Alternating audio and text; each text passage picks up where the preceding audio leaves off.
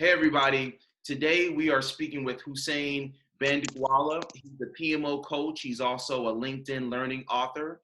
He helps companies implement the right projects at the right time in the right way. I think that's the best way to describe what he does. So Hussein, thank you so much for taking time to have this conversation. Hey, Brian, it's my pleasure. Thanks for having me. Absolutely, absolutely. So we're talking about the values of the PMO and how to measure it. But before we get directly into the content, Hussein, tell us a little bit about your background. Yeah, Brian. I help organizations, with 20 plus strategic initiatives, really, set up their PMOs either by building them, either by optimizing them, and like you mentioned, I do that through coaching, working one-on-one, or I have workshops and group coaching programs as well.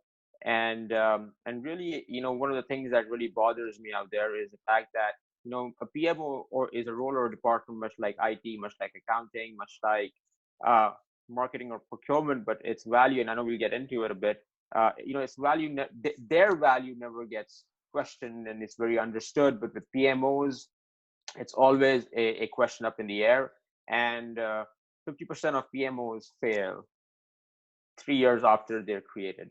Woo. 50%. So if I went about setting up a PMO and you asked me, hey, Stan, will your PMO succeed or will it fail? And I can literally, flip up a coin and say, heads is going to succeed, tails is going to fail. And, those of us who know PMOs realize that the value of it to its organization is far more greater than the probability of a coin toss. Yeah. And there are many reasons why PMOs don't succeed or that stat is still valid.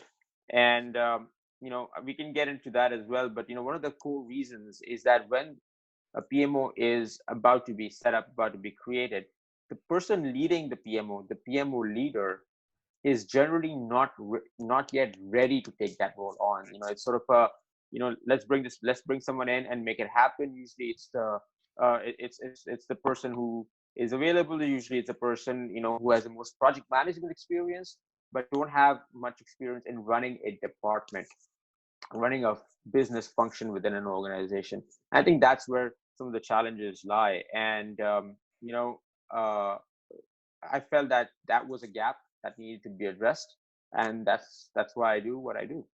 Yeah, no, that's you said a lot, Hussein. We definitely have to unpack that. When you mentioned that a lot of them fail within the first 3 years.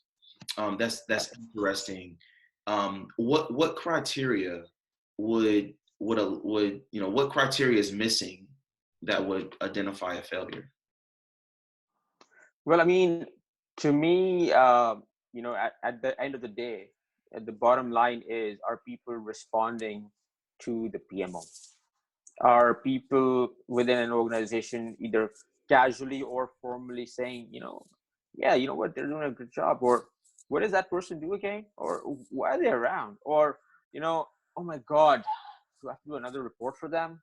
You know, things like that, sentiments like that, really reflect how your PMO is being perceived, and that in itself is the biggest reason. And you know uh, that can ultimately lead to your PMO's demise, or shutting down, or as people say, that the whole creation and the sunsetting of a PMO is more of a cyclical process, and it doesn't have to be that way. I mean, the reality is that a lot of the PMOs that face that situation are operating in an administrative fashion, Yeah. right?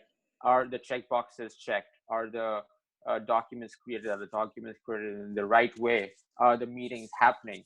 That's it, right? But and so the PMO is measuring the output of the projects, right? On time, on budget, on quality, great, that's fantastic. But then also all the checklists met. What I think, where the gap generally is how it ties into the strategic goals of the organization. How should it measure the outcome of the project? So let's say, for instance, and it's odd, right? Because we fight tooth and nail to, creating these massive business cases for our projects to get to get approved.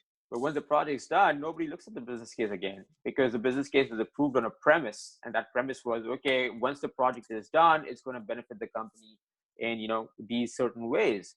Well, once the project is done, who is measuring whether the project actually delivered that value, that outcome to the organization? And it doesn't have, and definitely is not the role of the project manager. The project manager's role is to deliver. It could be the role of the PMO to measure that outcome, whether it's 3, 6, 9, 12, 18 months down the line, right? Or it could be definitely the PMO's responsibility to hold someone responsible and accountable to be keeping on measuring the outcome of that project and reporting it back to the executives. Because once the project's done, then you sort of transition it off to an operations capacity or some business capacity, so sort of out of the hands of the project management realm. But as a PMO, as a master collaborator and grant facilitator and having oversight on various aspects of the organization, they can certainly have the impetus to go out to those business functions and say, hey, you know what, 6 months ago we delivered this project, we were supposed to be measuring these certain metrics, how are we doing there? And you take that report back. Okay, interesting. Let's take a look at why are we not meeting that criteria, or why are we and so some business functions could take that personally, saying, hey, you know what, maybe the business function isn't performing properly. But I think that's where the open dialogue comes in, and that's where having the right support for the PMO to give them that empowerment and that leash, if you will, can really help. And so as a PMO leader, you need to convey that to the executives, and then the executives then need to convey that to the rest of the organization. Yeah, I love that. Some of the same principles and that you just mentioned, I could parallel those with leaders that oversee change management departments as well. Mm-hmm. It's a very delicate balance between the administrative work, project delivery, and then kind of managing relationships across the organization. Right. It's that delicate balance. And if you just focus on the task and deliverables and you don't manage that relationship, then all of a sudden the perception of your department can decline, right? I love this advice. A big portion of your teachings really centers around core values. Can you explain the connection between core values and PMOs? For PMOs, and this is something that I actually thought a lot about before I started. Actually have a presentation, a webinar, and a live presentation that I give at events that talks about just the value of PMOs. And I started thinking a lot about it. And if I look at the word value in general, and I look it up in the dictionary, it has a variety of different meanings. There are certain meanings that are very black and white, such as the numerical value, the quantifiable value, the currency value, the barter exchange value of something. And then there are certain gray areas associated with it as well. And those include things like the perceptions, the possible associations. And so when you think of a PMO, you have to count for all of those things. But if I took, if I sort of try to simplify all of it and put it together in one sentence, for me, the value of a PMO is, why does it exist? What is the reason for its existence in the organization? And if you can articulate that to anyone, you know the value of the PMO. If you cannot, then you don't. Yeah. Right. And to me, the PMO's value, how to find that is a discovery phase. It's a discovery process. You have to discover that, because in organizations where the PMO doesn't exist, many people wouldn't even know what to expect out of a PMO. But what they do know is what are the challenges that they're having when it comes to their, management of their projects, the delivery of their strategic initiatives, the cross collaboration, all of those things. And so as a PMO leader, you need to figure out what those challenges are, what possible opportunity that exist, to improve upon, where the PMO can fit in to bridge the gap between those two, and that is, and then start quantifying those roles and responsibilities of the PMOs into success metrics that then eventually become the core value of the PMO. Yeah, yeah. No, I love that. I love that. So moving towards the end of this conversation, what best practices would you recommend for leaders who oversee a PMO? Ah, I know there's so that's a big one, many. Brian. but Yeah, but I'll go on to saying this. For PMO leaders to succeed, you know, they have to think of themselves as business leaders, not project leaders. You have to think yourself as someone who will not just focus on time, on delivery, uh, on time, on budget delivery of initiatives, but how is your business unit, your PMO, performing as a whole? That means, how does it have a great team? Does it have solid relationships with the other departments that and executives and sponsors that it's dealing with? um, as a PMO leader, himself or herself, however, they developing the rapport and the relationships with the rest of the organization. How familiar and in tune are they with the culture and pace of the organization? And then adjust their PMOs accordingly, yeah, right? Just having immense project management experience is not enough. In fact, I would take someone from who has limited project management experience, but is someone who has worked within the organization for a few years and has built a tremendous amount of credibility within the organization. I would pick them as a PMO leader, and and sort of hedge my money on their success more than someone who's coming fresh from the outside, and has a ton of project management experience, both having no PMO experience, but I would definitely weigh the credibility and relationships far higher than just project management experience. Not that project management experience isn't valuable, it yeah, absolutely is, but the credibility and the relationships that you have built within the organization, in my opinion, far outweigh that. And so, if you are new to an organization, start working um, the halls to understand who your stakeholders are, who your sponsors are, who your partners are, who you can lean on, because there will always be some naysayers. So how who those naysayers are and how to work with them accordingly. Who are your supporters? How to work with them? Who are on the fence? How can you convince them?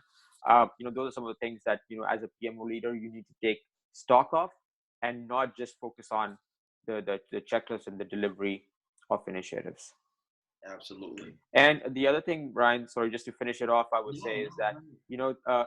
the